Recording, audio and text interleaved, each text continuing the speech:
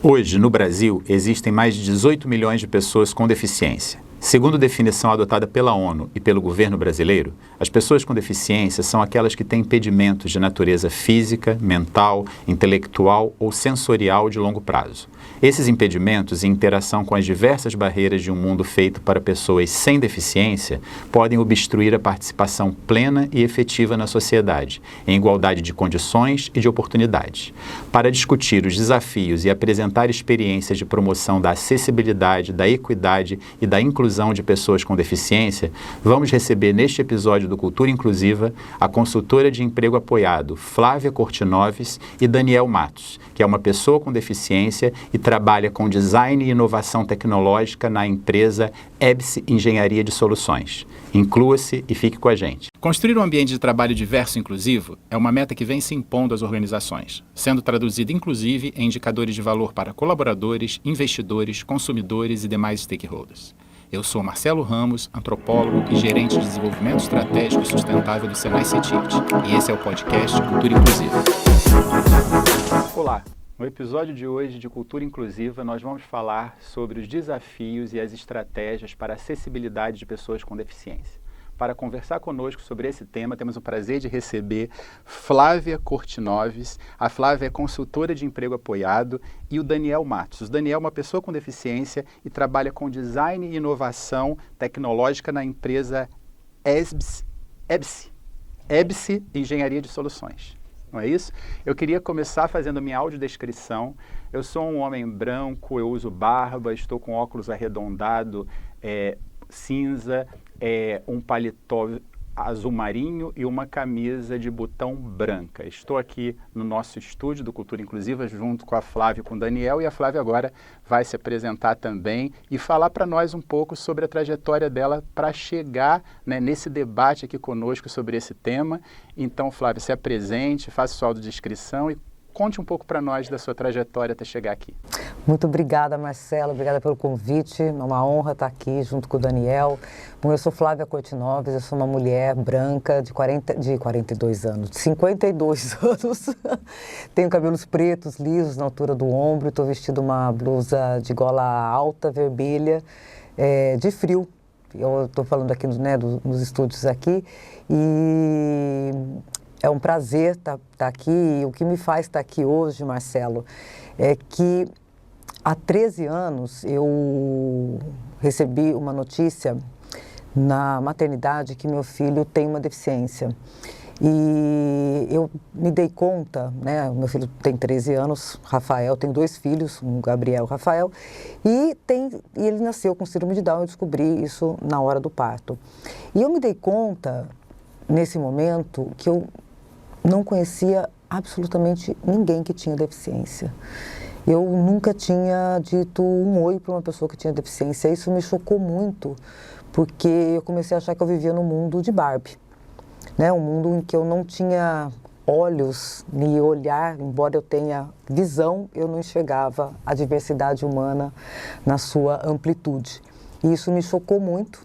E logo na sequência, eu falei, não, eu não quero esperar tanto tempo assim, que todas as famílias da face da Terra tenham uma pessoa com deficiência para passar a olhar. Então, quando a gente se incomoda muito com alguma coisa, a gente vai lá e faz alguma coisa para acelerar. Então, o que me faz hoje estar aqui é por conta do nascimento do meu segundo filho, e essa trajetória toda que a gente vai conversar aí bastante aí ao longo, mas é isso, assim, é um desejo de poder contribuir para acelerar que a gente tenha uma diversidade gigantesca, inclusive uma diversidade dentro das próprias pessoas com deficiência, porque elas não são um bloco único.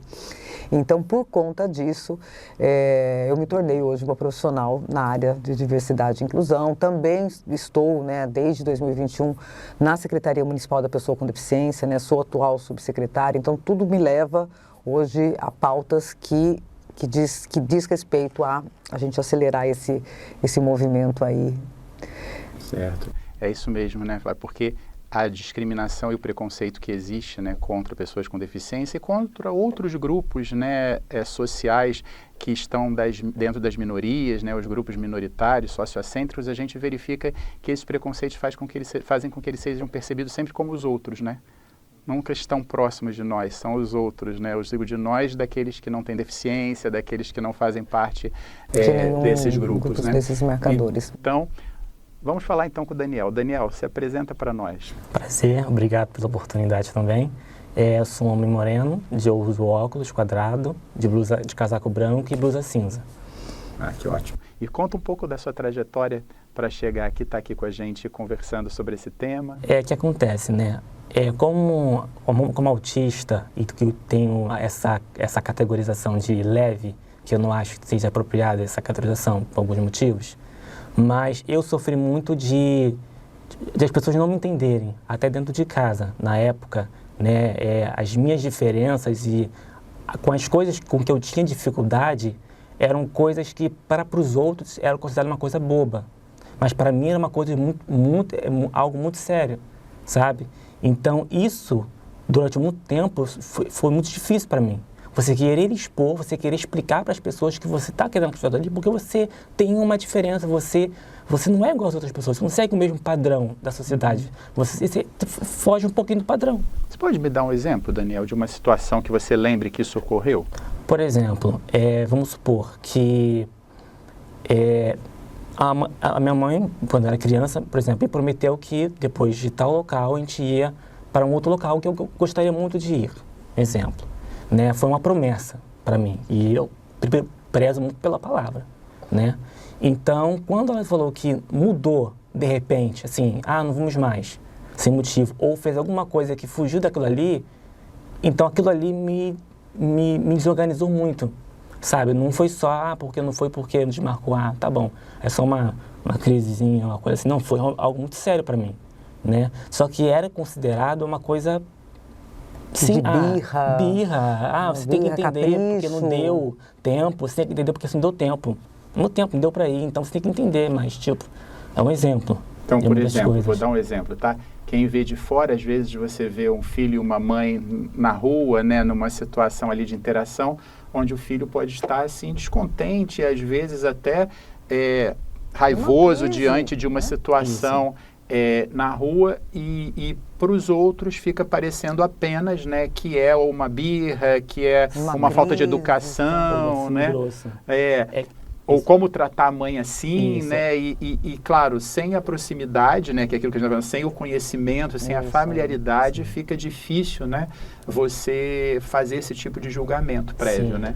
Porque assim, por exemplo, você citou isso interessante, porque eu sempre gostei de sair com a minha mãe para alguns lugares, mesmo em lugar movimentado, só que eu tenho problema com ruído, então eu tenho necessidade de ruído. Então, eu ficava muito empolgado.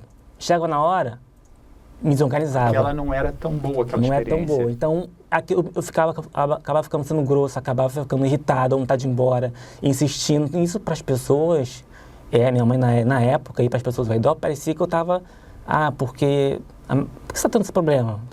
Por que você está tendo aquilo ali, sabe? Te julgavam. Por quê? O que eu costumo falar hoje, que o problema da falta de inclusão, acho que um dos principais problemas da falta de inclusão, da falta de compreensão, é essa mania das pessoas categorizar a dificuldade do outro. Sabe? Eu acho isso um problema. Você categorizar aquilo que é, por exemplo, nós temos um padrão. Geralmente a maioria das pessoas tem um padrão do que é dificuldade e do que não é. Por exemplo, para uma pessoa pegar essa caneca, botar aqui, dificuldade nenhuma. Mas para mim pode ser muito difícil. Então há um julgamento. E também não quero pedir ajuda, porque eu tenho medo da pessoa chegar e me julgar por isso. Que gera uma bola de neve, que gera outros e outros problemas. Então isso que gera os problemas da desconfiança das suas competências, das suas capacidades, daquilo que você é capaz de fazer. Exato. Se você for uma pessoa que está pedindo ajuda para fazer coisas que supostamente para o outro são coisas simples, né? Mas que para você tem Mas é interessantíssimo isso que você trouxe, Dani, porque realmente a gente tem um mundo feito para a maioria e pensado pela maioria. E muitas vezes, né, as pessoas que são de grupos minoritários não fazem parte da construção, entendeu, de nenhum tipo de produto, de serviço, porque muitas das vezes elas também não são vistas, por exemplo, nem como nicho de mercado, por exemplo. Nem como usuários daquilo, estão totalmente à margem. Vamos nem falar, por exemplo, como, né, no trabalho, não é visto que esse grupo, por exemplo, se trouxe, né, que são 18,6 milhões, sim, são 18,6 milhões de pessoas com deficiência, né, uma estimativa, que tem 2 anos ou mais. Então, a gente deve ser por volta aí de uns 20 milhões de pessoas, se considerar tudo. Cara, 20 milhões de pessoas, dá pra gente não considerar, né, assim, 20 milhões de pessoas é maior do que muitos países pelo mundo, né, mas essas pessoas não fazem parte das construções, por exemplo. E o Daniel trabalha numa empresa de inovação, né, Daniel? Isso. E olha que bacana, por exemplo, um olhar de uma pessoa com deficiência trabalhando num ambiente de projetar, de inovar. Então, assim, a percepção dele, juntamente com a diversidade das demais pessoas, faz todo sentido. Né? Porque assim, vai ser bom para ele, mas vai ser bom para todo mundo. Então, esse eu acho que é um convite, né? De poder enxergar a riqueza que é abrir para colocar as pessoas com deficiência, por exemplo, nesse lugar, né? Exato. Nesse lugar de criar coisas. Porque, por exemplo, no meu trabalho, quando me entrevistaram, não me entrevistaram preocupado com a minha deficiência ou se você é autista porque você tem dificuldade para isso, não. Me entrevistaram como, estava ali como uma pessoa candidata, ponto, mais nada. Foi o que começou ali. Então, ali eu senti confiança, porque, tipo assim, no começo eu fiquei apreensivo, porque a empresa é uma metalúrgica, né? Então, como universidade de ruído, eu trabalho com uma metalúrgica. Eu imaginava que eu ia trabalhar na parte da produção e eu fiquei apavorado. Não quero ir para entrevista de jeito nenhum. Até que a pessoa falou, não, vai, tenta pelo menos. Aí eu fui, fiz a entrevista e no mesmo dia ela me chamou, peraí só um minutinho, eu vou chamar o chefe do TI para te conhecer. E dali... minha entrevista com ele, depois eu conheci o gestor, que é raro acontecer, mas aconteceu comigo. Até que ele perguntou o que eu queria trabalhar. Você vê, olha só, ele não, em nenhum momento olhou para minha deficiência, sabiam que eu era autista. Não perguntaram, para quê? Você sinta ruído, então você não pode entrar aqui. Isso aqui é uma indústria, você não pode trabalhar aqui. Então, eles não olharam, você tem problema para isso, aquilo, outro, então você não pode trabalhar aqui. Não, momento algum. Ele chegou, me entrevistou, ainda perguntou o que eu queria trabalhar. Eu quero trabalhar com isso aqui. Deixou eu escolher, tá bom. E estou até hoje. Nossa. Até... Daniel, você não sabe o quanto é importante você está falando aqui para a gente. A gente está discutindo aqui cultura inclusiva, né? Sim. E é justamente essa visão importante de se ter, né? Você falou uma palavra excelente. Você deve ser considerado um candidato àquele trabalho, né? Sim. E, claro, fazer algumas perguntas, né, sobre questões de acessibilidade que são importantes para você, Sim. Isso é importante também. Agora, você não pode ser julgado previamente pelas suas competências ou não a partir da sua deficiência. Sim, como eu falei no começo, o que gera isso tudo é essa mania de categorizar, essa visão que as pessoas têm, esse rótulo, que as pessoas acham que aquilo ali e acabou. Na autista, eu já passei muito por isso, né? Que não, você não parece autista. Por exemplo, as pessoas imaginam que autista tem uma estereotipia, essa característica é muito visível. Só que muitas das vezes as minhas características, eu posso estar passando a primeira coisa que aquela pessoa está passando ali, que você está vendo ali, passando dentro de mim. Que eu acho que torna um pouco mais difícil, porque você, quando você está vendo ali, você ainda quer ajudar, mas quando você não percebe, você passa meio que sozinho, se a pessoa não te conhecer muito. Então, eu passei muito por isso, né? Até também durante o transporte para o trabalho, são coisas que também eu não pensei em fazer de jeito nenhum.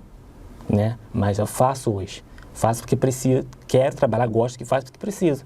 Né? Eu tenho esse costume de nunca me vitimizar pela pouco de dificuldade que eu tenho. Eu procuro sempre enfrentar, entendeu? Então ali, naquele trabalho ali, me serve como um aprendizado nesse sentido, sabe? Acaba me formando nesse sentido, porque tanto o meu chefe, o meu supervisor, tanto o presidente da empresa, nunca me excluíram de alguma coisa, ou já de me parabenizar por algum trabalho porque eu sou deficiente. Não, muito pelo contrário.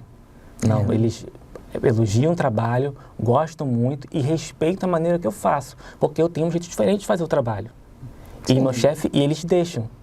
Mas é justamente, é isso que as pessoas poderiam entender, que é justamente essa diferença daquela pessoa ali que pode contribuir para o resultado da empresa. Claro, por isso que o chefe me colocou para trabalhar nesse sentido. Né? Eu entendi. Nessa área de inovação tecnológica, justamente por ter essa visão diferente. E é interessantíssimo isso que o Daniel trouxe, porque a gente tem deficiências visíveis e tem muitas deficiências invisíveis ou ocultas. Isso que eu queria te perguntar, Flávia, porque esse julgamento, né, esse pré-julgamento, essa necessidade de categorização a partir das suas próprias lentes, né, quando a pessoa olha o mundo a partir da sua realidade, né, apenas, então julga o outro a partir desse viés, né? Para esclarecer, o Daniel se falou autista, né? Isso, é nível 1 de suporte, né, Dani? Oi? Isso é nível 1 de suporte. Sim. Nível 1 de suporte. Para as pessoas que estão nos ouvindo, estão nos assistindo, o que caracteriza uma pessoa que está dentro do espectro autista? É até interessante dizer por que é um espectro autista, né? Muito. E o que diferencia, por exemplo, de uma pessoa com deficiência intelectual, né? Porque é outra dúvida que muitas pessoas têm, né? E por isso talvez vários julgamentos que ocorram por uma falta de conhecimento sobre essas realidades. O que você diria? Muito bem, muito boa essa pergunta, né? Porque me parece que é uma pergunta que gera muita dúvida, né? Desde do último atualização aí, né, do DSM-5, que avalia, né, na verdade, todas as questões psicossociais, ele trouxe, né, a questão do transtorno do espectro autista. Né? Inclusive, antes se falava em síndrome de Asperger, por exemplo, né?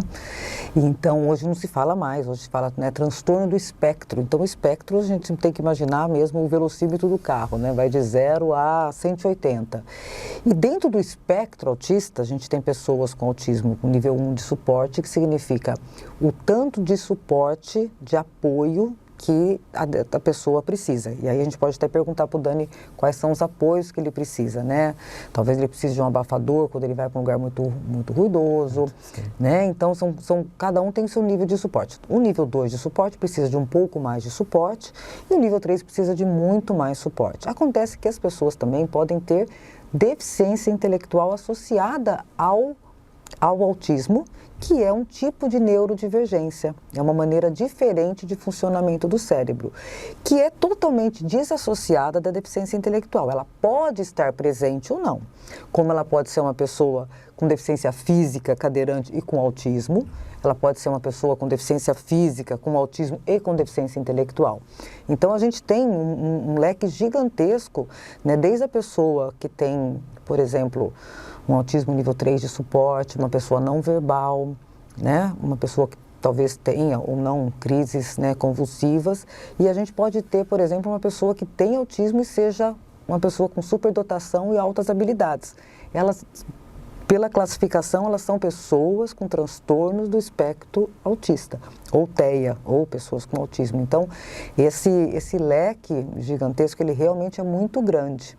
Né? Inclusive, por exemplo, eu tenho um filho com síndrome de Down. 30% das pessoas que têm síndrome de Down têm autismo associado. Né? Então, ou seja, está ali presente, e aí nesse caso, como 100% das pessoas com síndrome de Down têm deficiência intelectual, acaba sendo uma pessoa com uma deficiência visível e com outra não visível. Né? Inclusive, o Dani está até usando um crachá, um cordão, né, que tem o quebra-cabeça, mas entrou na Lei Brasileira de Inclusão, né, na LBI, recentemente, o cordão de girassol, que é um jeito de identificar as pessoas que têm deficiências ocultas. Né? E assim, não necessariamente somente pessoas que têm deficiência, por exemplo, né, relacionada à neurodivergência, por exemplo, as pessoas surdas. São pessoas que... Deficiências ocultas, você não consegue visualizar. E, por exemplo, e é muito sério isso, por exemplo, ela não consegue nem ouvir, por exemplo, se ela estiver sendo assaltada. Olha que absurdo, né? Porque é um assalto, ela não está ouvindo. Ou seja, para que outras pessoas até saibam disso e possam até alertá-la de outra forma que não apenas gritando, ou que não chamando. Exatamente, né? Então, eu acho que são coisas importantes que o cordão de girassol, essa identificação, e também depende de cada pessoa, hein? Tem pessoa que não quer ser identificada, tem outras que gostariam. Então, isso é uma coisa muito singular e pessoal, como o Dani disse, né? Assim, para mim, é assim, não necessariamente que para todos. E esse é um outro olhar, né, Daniel? Que as pessoas querem catalogar que todo mundo tem que ser igual. Não. Não existe igualdade no transtorno do espectro autista, assim como não existe igualdade entre as pessoas com deficiência. Gente, é muita diversidade. Né, com certeza. Por exemplo, uma das coisas que eu passo no dia a dia no transporte público é o seguinte: a tal preferencial. seja uma fila, seja a própria cadeira preferencial ou banco preferencial. É um problema por quê? Porque eles sabem que hoje todo assento é preferencial, mas as pessoas não sabem disso, né? É só aquela que tem a plaquinha.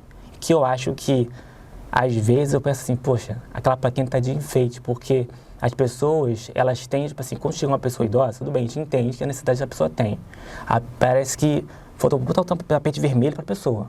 Quando a pessoa é autista, tá se identificando, tá ali, né, tá tentando mostrar que a pessoa é autista e as pessoas, tipo... Ou seja, você tá com cordão, com você tem identificação, identificação. e a pessoa se trata como, tipo assim, você não precisa. Eu também não peço, eu não gosto de ficar pedindo lugar para ninguém, só quando preciso. Mas acho que as pessoas poderiam ter essa consciência, sabe? É justamente isso, as pessoas enxergam aquela parte, aquilo que é visível para ela, né? Então, a pessoa chegou ali, é cadeirante, a pessoa chegou ali, não tem um dos membros, a pessoa não tem a visão. Então, tudo que a pessoa pode identificar como visível, as pessoas entendem que a pessoa tem muita necessidade daquela cadeira ali, daquela assento preferencial ali, está sentado naquele ali, longe do aperto do trem ou, né, aquele movimento todo. Mas autista geralmente não, eu passo isso direto. Só que quando eu volto, se volto com uma amiga minha do trabalho, ela que, tem lugar ali. Porque eu não consigo ter essa pressão de, não contar muito no movimento, eu não consigo, a minha pressão diminui. Então eu não consigo até pegar e sentar, eu fico no meu lugar.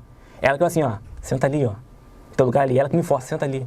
Aí a pessoa olha, poxa, uma mulher, você dá um lugar para outro jovem, geralmente as mulheres sentam e ficam, né? Aí depois que as pessoas me olham assim, entendi. Então, as pessoas começam a olhar assim, se estranham, depois entendem que eu tenho uma deficiência, porque elas percebem que é uma mulher, identificou. Inclusive, eu estava sentado numa preferencial uma vez, tinha uma moça do meu lado. Chegou uma senhora, ela me enxergou e pediu para a moça, sentou que ela fez uma cirurgia nas pernas. E ela me catucou. Para você levantar. Aí eu virei e falei assim, sou autista. Faz assim pra ela, assim. Aí ela, desculpa. Mas eu não precisava. Então, acabou que ela levantou. Eu fiquei no meu lugar, entendeu? Então, tem muito isso. Então, por isso que é importante, eu uso isso aqui. Não que, tanto que no trabalho eu estou mais confortável. Eu não uso mais no trabalho. No começo não, eu usava. Mas no transporte eu uso porque pessoas ainda precisam ser educadas de alguma forma. Por isso, quando estou sentado no meu lugar preferencial, eu procuro esperar outras pessoas levantarem para as pessoas. Porque eu prefiro ficar no meu lugar. Às vezes um amigo meu também é autista, né? Que trabalhava lá na empresa junto comigo. Às vezes a gente ia para as terapias. Passou isso uma vez dentro do BRT, que ele falou assim, poxa, eu fico com coisa, e eu levanto para o lugar para as pessoas. Assim, mas você não precisa levantar. Olha quando a gente tem dentro do BRT. Outras pessoas levantam. Você tem que entender, a pessoa de idade tem que entender que não é só o lugar dele. É o lugar de todas as pessoas que têm uma necessidade especial. Se é visível, não. Aí até que ele começou, tá bom, então vou ficar no meu lugar. Então, passa muito por isso, né? Isso que você está falando é muito interessante, porque mostra, né, a gente aqui está tratando da pessoa com deficiência no trabalho, né? Mas mostra que a vida até chegar ao trabalho, né, ocorrem muitas coisas nos deslocamentos, nas interações fora do trabalho também.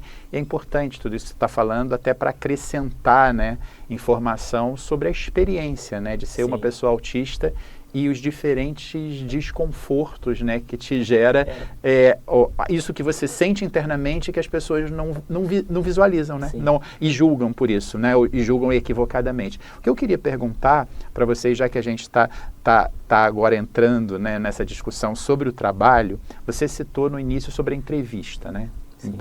E muito bem a Flávia falou que você sendo uma pessoa que está dentro do transtorno do espectro autista de suporte 1, não é isso?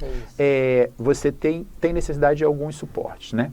Isso é importante que se seja perguntado, que você diga sobre isso, que você tenha essas ferramentas garantidas para que você consiga estar no trabalho bem? Olha, é importante a pessoa conhecer o que de suporte que a pessoa precisa e adequar para isso, né? Por exemplo, a pessoa precisa de uma rampa para poder subir em tal local, então vamos fazer uma rampa, sabe? Porque geralmente as pessoas não querem investir nisso. Elas querem uma pessoa que não tenha toda a necessidade, porque aparentemente vai dar menos trabalho para eles. Desculpa, fala assim, mas acho que a pessoa imaginam assim. Mas na verdade, como torna a falar a mesma coisa. Aquela pessoa ali, aquele trabalho que você vai ter fazendo na rampa, aquela pessoa ali, trabalhando ali, pode mudar a sua empresa, porque você não sabe, não deu oportunidade para ela. Então, você não olhar a deficiência em si, mas sim, dando o suporte que a pessoa precisa, é válido. É importante, né? Eu quis dizer isso porque essas dimensões da acessibilidade é importante tanto questionar quais são as suas necessidades em termos de acessibilidade para justamente adequar os ambientes, né, e a situação para que você consiga se desenvolver plenamente, tal qual as pessoas sem deficiência e num mundo, como você disse, né, Flávia, que foi feito para pessoas sem deficiência. Então, existirão certamente muitas barreiras. A Flávia é consultora de emprego apoiado, então eu queria que você falasse um pouco sobre isso, já que para o trabalho, né, é importante que algumas pessoas tenham esse suporte, né, sejam apoiados. Fala um pouco para a gente sobre isso. Maravilhoso. Tentar resumir, né, para que caiba na discussão. Mas, enfim, eu não sei, para quem não conhece, né, o emprego apoiado é uma metodologia que existe desde a década de 70 nos Estados Unidos, então a gente está falando de nada de novo.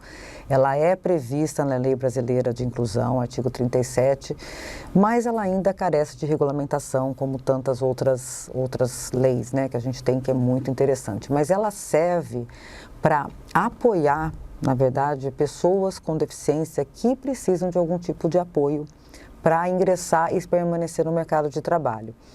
E por que eu me tornei, né, consultora de emprego apoiado? Porque eu identifiquei, por exemplo, que nas categorias da neurodivergência ou da deficiência intelectual, se você não tiver um mínimo de apoio, basicamente qualquer coisa que saia fora, porque normalmente a gente está falando de muito mais adaptações de processos atitudinais, de maneira de trazer as informações, de maneira de processar, de prazos, ou seja, você vai querer que a pessoa se encaixe exatamente naquele mesmo modelo, né, pré-estabelecido padrão.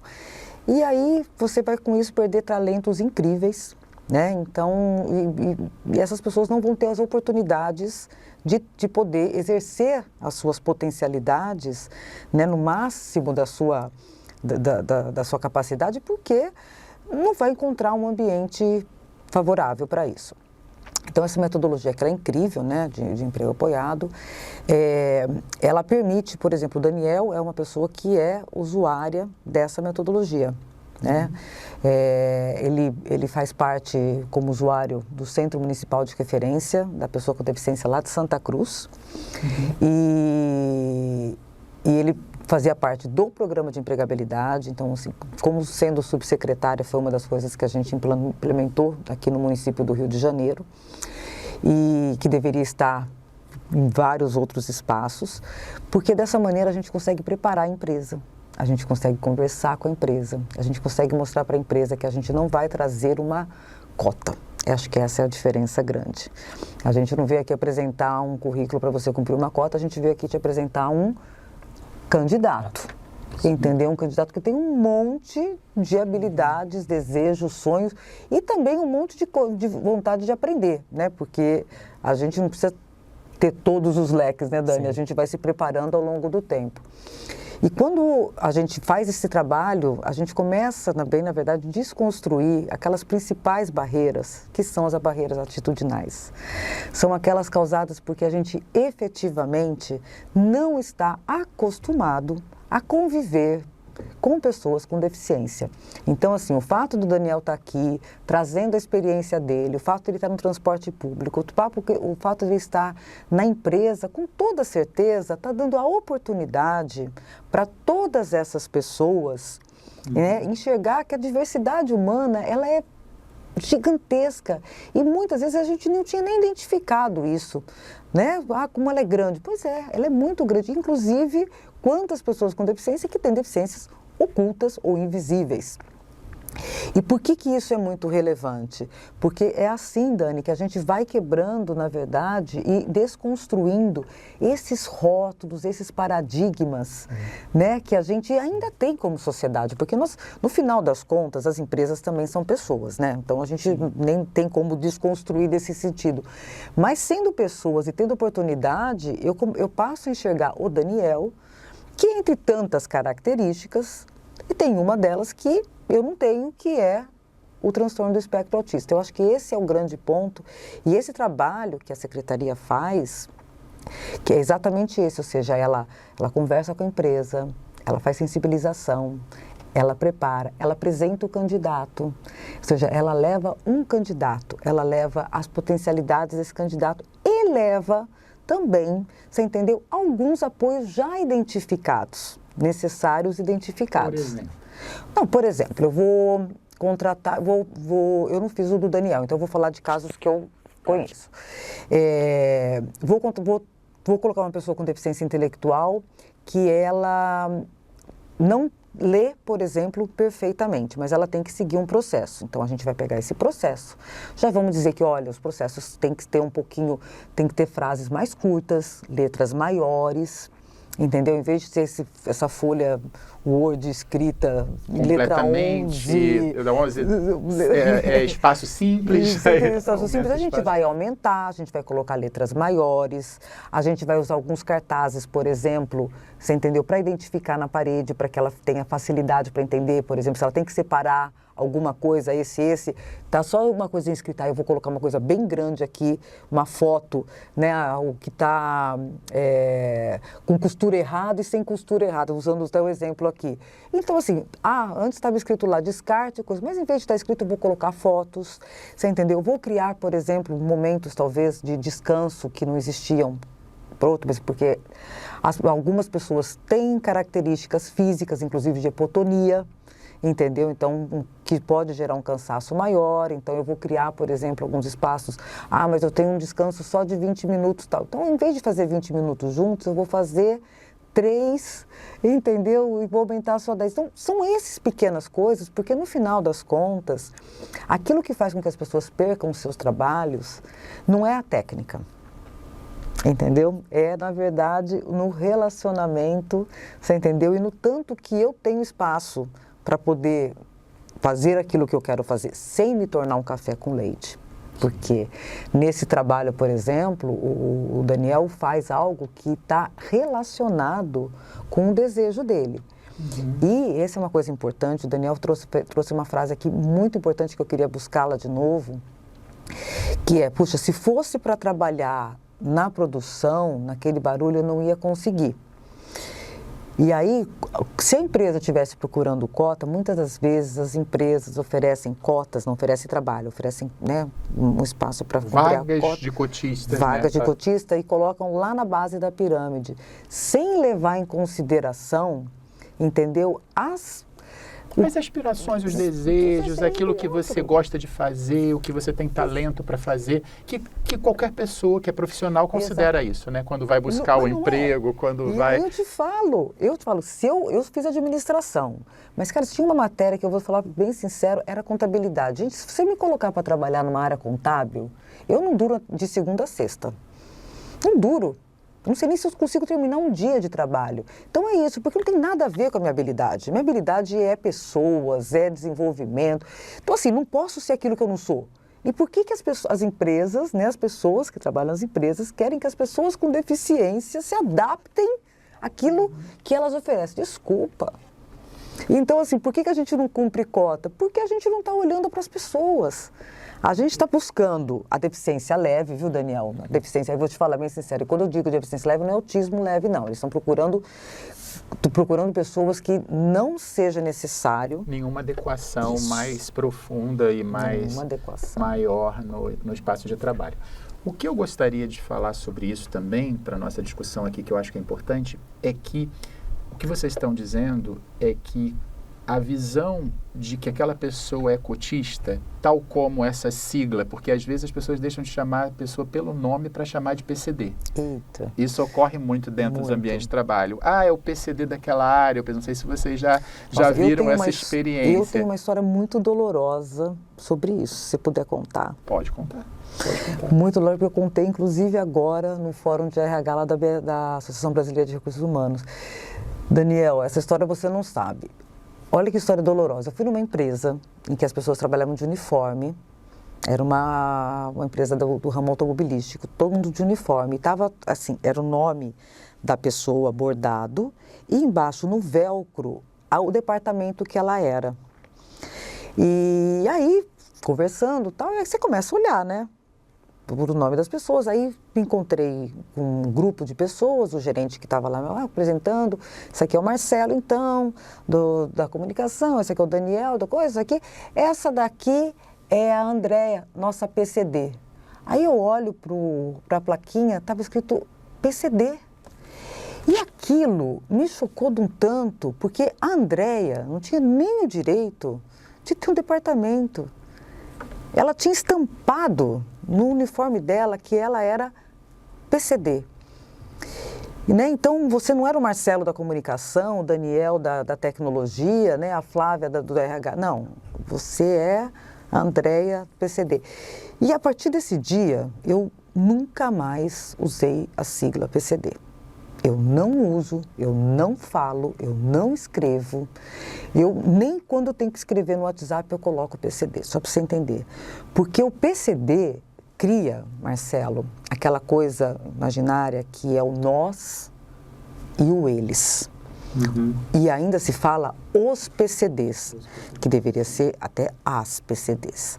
Mas os PCDs é como se fosse uma outra categoria de pessoas, entendeu? E elas fossem um bloco único de 3 siglas. E o tempo foi passando, e esse ano tem um blog, né, chamado Viver Sem Limites no Estadão, não sei se quem já teve a oportunidade. E a pessoa que escreve, né, que é uma pessoa com deficiência, ela trouxe exatamente essa mesma reflexão. Eu falei, cara, eu não pensei errado. A gente tem que acabar com isso, vou tratar os PCD, que isso? São pessoas com deficiência, a pessoa vem em primeiro lugar, né? Isso foi algo que a convenção trouxe. Então, isso me marcou muito, assim, eu fiquei tão horrorizada. O problema é um processo de estigmatização por meio dessa, porque o estigma é uma marca, né? Então, quando você coloca no uniforme, né, e essa letra passa, essas 3 letras passam a nomear as pessoas, substituir o nome delas, substituir a função, substituir a área, né? Isso é uma estigmatização, né? O que coloca ela num determinado lugar. E o que é pior, esse lugar, nesse viés, né, preconceituoso das pessoas, que não é o lugar de acolhimento nem de compreensão daquela realidade, né? Porque o que eu queria pontuar é o seguinte, as cotas, elas são importantes. O problema é como elas são vistas, né? É a deturpação das cotas, porque a cota, ela é uma política de equidade, né? Que busca permitir que uma pessoa tenha acesso tal como as outras, apesar da sua condição de fazer parte de um grupo minoritário, de sofrer com as desigualdades, né, que pertencer a esse grupo gera, mas existe sempre esse viés preconceituoso sobre esse suporte diferencial que as pessoas precisam para ter igualdade de oportunidades, né? Então, é a importância de entender o valor das cotas que não são cumpridas, né, em sua totalidade no Brasil, 50% só 50%. Do que poderia, né, ser ocupado de vagas para pessoa com deficiência estão ocupadas. Então, depois de décadas, né, da lei de cotas, anos, e isso continua a ser uma barreira enorme. Então, é muito importante tudo isso que a gente está discutindo aqui, não só para trazer informação, mas para alertar, né, para esses vieses que acabam gerando barreiras até para uma iniciativa, né, que já está posta e que não é cumprida como deveria, né, por conta dessa. E eu queria, então, assim, depois dessa nossa conversa aqui, introdutória mais sobre o trabalho, que o Daniel falasse um pouco da experiência de trabalho dele, da sua experiência profissional. Como que você está nesse lugar, as suas realizações, como que você se vê como profissional nessa área que você está atuando e que você colocou aqui, que a entrada foi tão boa, né? Então eu queria saber como que está agora nesse processo. Então, ali quando eu entrei como auxiliar de informática, a princípio, né? Apesar de trabalhar focado em pesquisa em inteligência artificial, eu fiquei nessa parte. Até que durante o desenrolar das situações, aconteceu que houve um incidente, né? Porque é uma indústria, né? Acontece, e precisava se recriar-se a cena, né? Recriar-se a cena do ocorrido, né? Naquele local específico. Então, o diretor da empresa chegou na minha sala, falou com o gerente que precisava criar com inteligência artificial. Eu virei porque fica assim, não é comigo. Eu quero na mesa, isso não é comigo. Isso é com engenharia, projetos, não é comigo. Aí depois veio meu chefe, Daniel, me chama. Então, para fazer isso, aquilo, outro. Preciso ser, me ajude a fazer. Aí eu dei umas ideias, né, a princípio, não conhecia muito a empresa, não sabia como que era a computação, o computador deles e tal. Aí eu dei uma ideia achando que a engenharia fosse fazer, modelar, criar cena com coisa e tal. E não deu, porque é muita demanda para eles hoje não puderam fazer. Aí eu falei assim, soube para mim. Tem um jeito de fazer isso. Pediu, não posso falar que não sei, acabei de chegar. Sendo que eu refleti, busquei uma forma de fazer e até que eu pensei, né, uma forma de inteligência artificial de uma maneira diferente. Né, não só pegar pronto ou só se limitar ao que ela faz. Eu adaptei, eu aprendi a usar de uma forma diferenciada, fazendo ela fazer algumas coisas que ela não está programada para fazer, né? Então não estava no manual meu. Foi que eu entreguei o trabalho para eles, a gente apresentou o presidente da empresa. Foi ali que eu costumo falar em casa chama de virada, digamos assim, né? Apesar de estar começando ainda. Porque o presidente gostou tanto daquilo ali, que começou a investir em vários projetos artificiais, que antes não estava parado um pouco, né? E começaram a investir bastante nisso. Todos os projetos que eu elaborava, o chefe aprovava e o diretor ia lá e aprovava, sabe? E são inovações que aconteceram ali, ainda como estamos no começo, que ninguém mais tinha conseguido fazer e pessoas estavam conformadas. Poxa, a gente não trabalha um pouco manual, mas ninguém conseguiu, vamos ficar por isso mesmo. Não, então foi assim, teve umas barreiras a princípio, né, porque é uma empresa de muitos anos, né, acostumada com alguns processos manuais. Então, a gente ali começou a elaborar projetos e as pessoas tinham dificuldade das pessoas não quererem mudar ou acostumar com aquilo ali, sabe? E quando o meu chefe me colocou para trabalhar, eu falei assim, fala sempre com o gerente. Não chega e conversa com as pessoas, né, que estão trabalhando ali, mas fala direto com o gerente. Mas eu acabei de chegar, como é que eu vou ficar com o gerente desse jeito, assim, lidar com o gerente desse jeito, assim você vai. Aí eu, tá bom. Fui eu, na cara e na coragem. Ele me ensinou, ele me percebeu minhas dificuldades, mas foi me ajudando, me dando auxílio, né, nesse sentido, né. E eu fui trabalhando, lidando com todos os gerentes, conheço todos eles, lido muito bem com eles e no começo eu achava que eu nunca ia fazer isso. Primeiro que eu achava que ia trabalhar nessa área, né, de tecnologia. Muito menos que ia trabalhar com o que eu gosto, muito menos lidar com projetos como esse, entre gerentes e diretoria. Tipo, fica mais fácil para aprovar quando vai direto a eles, né? Então, tem diversos projetos depois desse vídeo, essa animação que eu fiz, sem nenhum tipo de computação, nada, né? Então, dali que ele começou a ver o potencial. Poxa, realmente ele entende aquilo ali. Não é que seja um especialista, mas sabe pesquisar, sabe encontrar a solução. E foram vindo aos poucos, foram me dando várias demandas, digamos assim, impossíveis de se resolver. Sabe, que ninguém realmente não conseguia resolver. Que eu chegava até ali, pesquisava e conseguia chegar a uma solução. Junto com a equipe ali que me ajudava também, outras pessoas foram integrando no projeto. E com o tempo, as pessoas foram começando a ver o meu trabalho. Né? Até que, né, ele foi vendo o meu trabalho e eu fui desenvolvendo ali dentro. Fui tendo essas demandas. Então, sempre tem uma solução difícil de se resolver, ele sempre atribui a mim, ao meu setor. Que maravilha. Maravilha, né?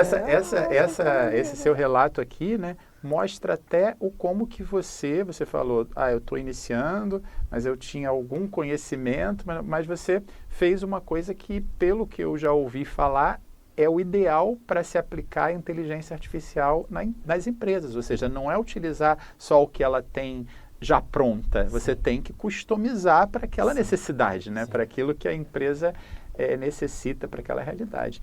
Bom, maravilha essa experiência. Eu queria, então, agora perguntar para vocês, ou seja, já que a gente tem aqui diante de nós uma experiência bem-sucedida, né? Com todas as dificuldades que você relatou aqui, né? Com todas as questões que te afetam internamente, que você disse, eu não me vitimizo, eu supero e vou em frente, né? Para caminhar, mas eu queria saber de vocês, então, para que a gente informe também as pessoas que estão nos assistindo, sobre as estratégias, o que fazer, né, diante dessa situação. Tem um monte de famílias, um monte de mães, por exemplo, como você que veio para essa causa, né, por conta disso. Tem um monte de empresas, talvez, que não estejam com uma familiaridade tão grande, que não pararam para ouvir sobre isso, que não pararam para entender. Um monte de empresas de tecnologia, de inovação, né? De uma série de questões da sua área. Eu queria saber de vocês, quais são as estratégias, o que fazer diante dessa experiência, né? E das possibilidades que existem para realmente incluir pessoas com deficiência no trabalho. Qual que você diria, quais são os caminhos? Então, aí falando até como consultor, eu acho que o primeiro ponto, né, que acho que as empresas deveriam fazer, e aliás todo mundo, né, porque é entender efetivamente um pouquinho mais o outro. E como é que a gente faz isso no mundo corporativo? Chamando essa galera para conversar, que nem você está fazendo aqui. Né, trazendo o Daniel para conversar, para contar as histórias dele, porque a partir do ponto de vista das próprias pessoas, a gente consegue ter uma dimensão tão diferente de mundo, e é a partir daí, Dani, que essa acho que é a importância grande de poder desconstruir, a pessoa poder olhar e falar, nossa, mas por que eu pensava desse jeito? Porque eu pensava porque a gente acredita num monte de coisas que a sociedade, né, coloca na nossa cabeça, a gente nem percebeu. E vou te falar mais, aí eu queria falar de novo da minha experiência. Sabe o que mais me marcou quando eu soube da deficiência, da síndrome de Down do meu filho, Marcelo? É que tudo que eu sabia da síndrome de Down era que eles não iam dar em nada, iam ser crianças eternas, não iam aprender, entendeu? Iam ser dependentes pro resto da vida. Da onde que eu tirei essas informações se eu nunca tinha nem conversado com uma pessoa? Então, o que fez com que eu mudasse o meu olhar? Convivência com meu filho. Eu falei, gente, mas de onde que vem toda essa história, né? Então, para as empresas, por exemplo, é fundamental estar convidando pessoas com deficiência, indo a conviver com pessoas com deficiência em outro lugar, e convivendo, a gente vai identificando, a gente vai tirando aquele olhar de que eu só olho deficiência.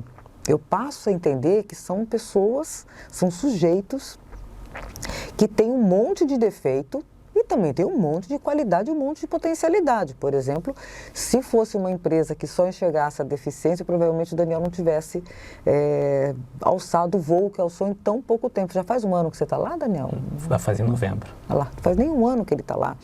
Né? Então, assim, a empresa já identificou o potencial independente da característica. Então, eu acho que esse é um primeiro passo, né, para buscar.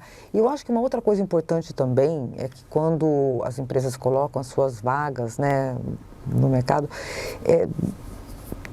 do mesmo jeito que as empresas têm uma intenção de cumprir cotas, o outro também entende qual é a intenção da empresa. Né? Então, uma coisa é eu olhar e fazer uma entrevista baseada na minha capacidade, na minha potencialidade, uma outra coisa é fazer minha entrevista baseada no meu laudo.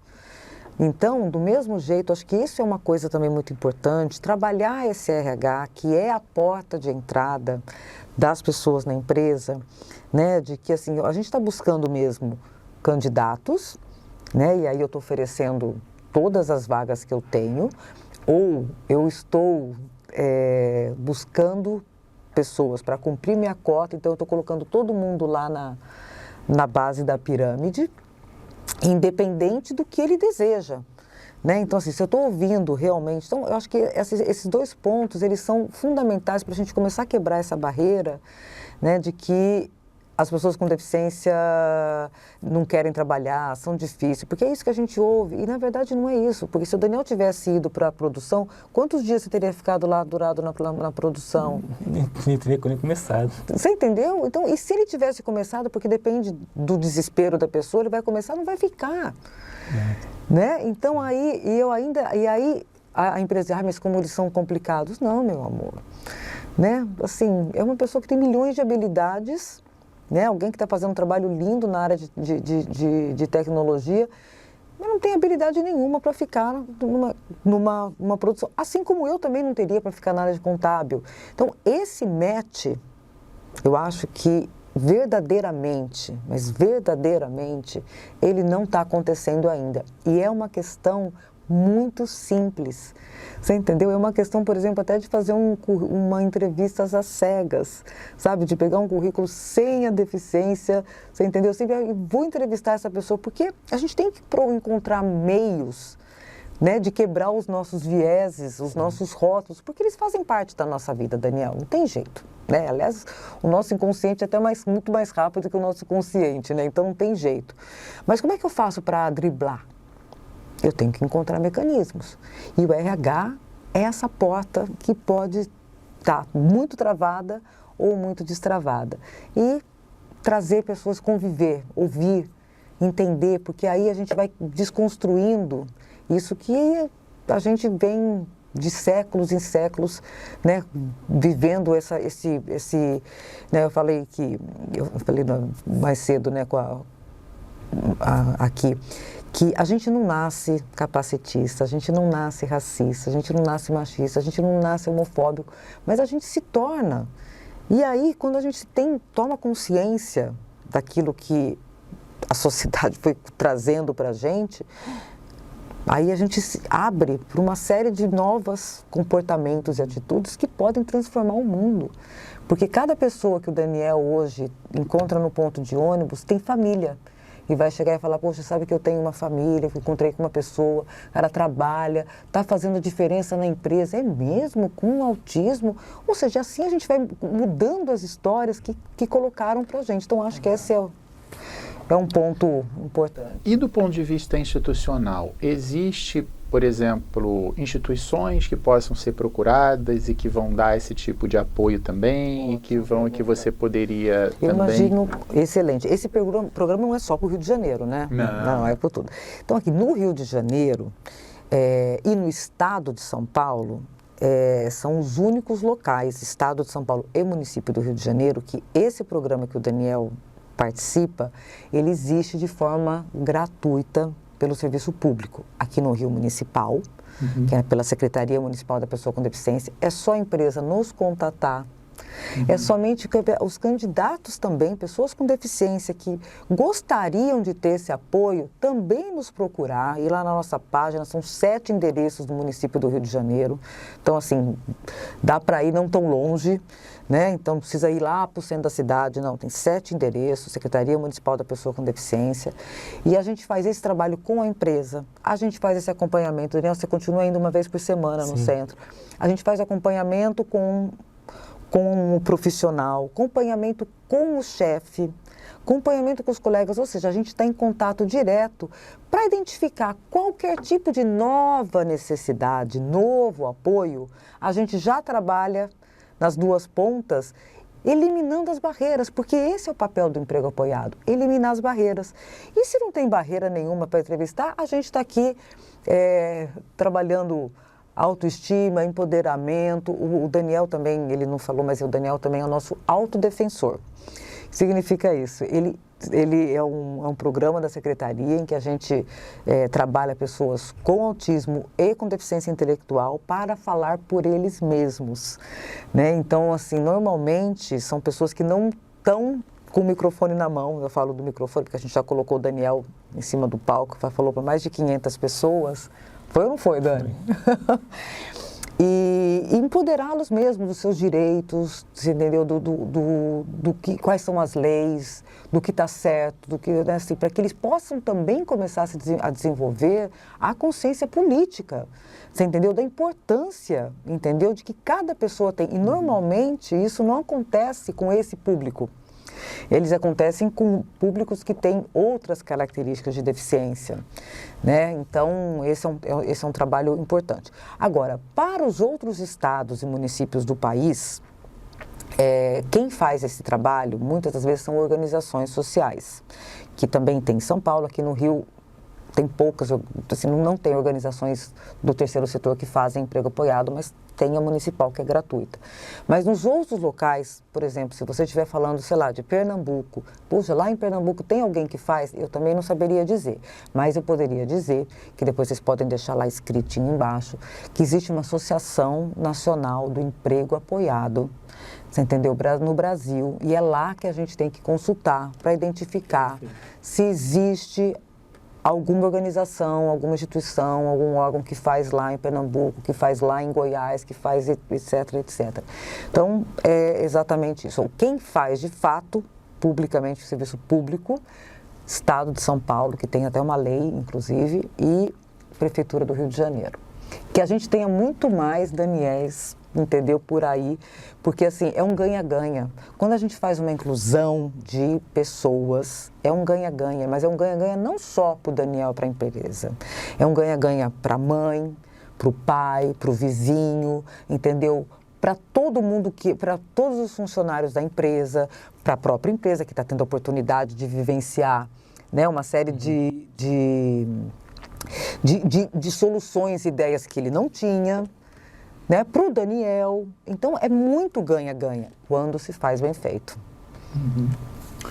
Ótimo. Daniel, você queria deixar algum recado, alguma mensagem para quem está nos assistindo sobre essa sua experiência, sobre ser uma pessoa autista e como é ser também um profissional, né? E com tudo que você vive e com os desafios e com as conquistas, né? Sim, o recado que eu deixo é para a própria pessoa com deficiência não ter medo. E para a mãe e para o pai não ter medo. Porque se eu tivesse medo lá atrás de não trabalhar, por medo de acabar em um setor que eu não ia me adequar, eu não estaria trabalhando com o que eu gosto. Eu não descobriria que numa indústria não tem só a profissão, tem outras áreas, entende? Então, é não ter medo. Simplesmente isso. Eu acho que o recado que eu deixo é a pessoa não ter medo. Não ter muito medo de, como é que vai ser meu filho no trabalho? Aí pede o filho dentro de casa. Minha filha na escola, pede o filho deixar de estudar para poder ficar dentro de casa. Aí, quer dizer, por causa do medo, do pensamento da pessoa. A pessoa muda o pensamento, é muito simples, como a Fábio falou. É simples. Basta mudar a maneira de você pensar. Mudou a maneira de pensar, você muda a sua atitude. Mudou a atitude, você muda e chega na solução que você quer. Se ficar continuar preso ao seu sentimento com medo, vai ficar preso no mesmo ciclo ali e não vai sair do lugar.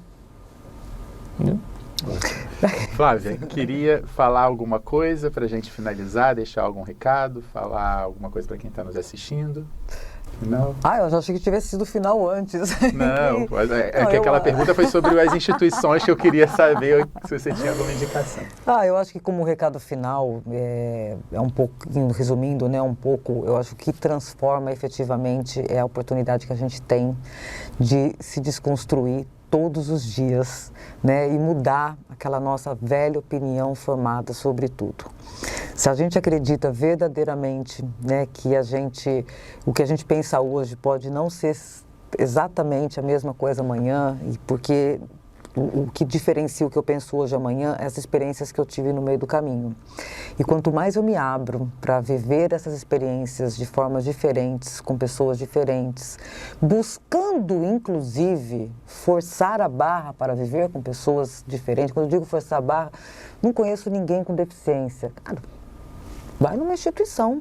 Então, vai lá fazer um trabalho voluntário, se aproxima, porque senão a gente não tem como mudar a nossa velha opinião formada sobre tudo. Então, acho que esse é Esse pode ser um recado até para as empresas, né? Que tem pessoas que cuidam disso e que talvez se aproximarem, se familiarizarem com as pessoas com deficiência, entenderem essa realidade, Exatamente pode ser a chave para resolver muitos problemas, né? Eu também acredito muito nisso. Inclusão. Inclusive dentro das empresas, tá? Sim. Assim, tem empresas, por exemplo, que tem programas de voluntariado, Isso. né? Poxa, então já que você vai para cá, e se você for mudar um pouquinho, fazer um pouco de diversidade, e aí proporcionar coisas diferentes, porque de repente daí vai sair daqui um tempo um outro olhar, entendeu? Para muito mais. E tiver também uma preparação, entendeu? A gente sabe, né? A gente fala que a gente não está acostumado, a gente não viveu, não conviveu, né? Assim como eu e você. Talvez os mais jovens tenham uma percepção diferente, Marcelo, porque a gente tem atualmente, né, eu falo atualmente porque é 2008, uma política de educação inclusiva. Na nossa época não existia. Então, nós não tivemos essa oportunidade de vivenciar, mas é muito importante. Talvez essas crianças de hoje não serão adultos como a gente é, porque eles já conseguiram conviver desde pequenininho, buscando ser super criativos para incluir todos os amiguinhos, coisas que nós não tivemos, não aprendemos, né, na escola, porque a gente estava... Porque tínhamos um ambiente muito homogêneo, de pessoas iguais. Exatamente. Então, é isso. Então, eu acho que essa dica é muito importante. Eu acho que é principal, porque quando a gente a gente deixa de enxergar a deficiência e passa a enxergar a pessoa que tem uma deficiência, isso naturalmente muda tudo. Ótimo. Bom, gente, eu queria agradecer muitíssimo a presença de vocês, sua, Flávia, você, Daniel. Obrigado por estarem aqui com a gente, por fazerem essa conversa excelente, que eu tenho certeza que também levou muita informação importante para quem está nos assistindo e nos ouvindo. Eu queria então agradecer a vocês também que estão aqui com a gente e dizer até a próxima com mais um Cultura Inclusiva.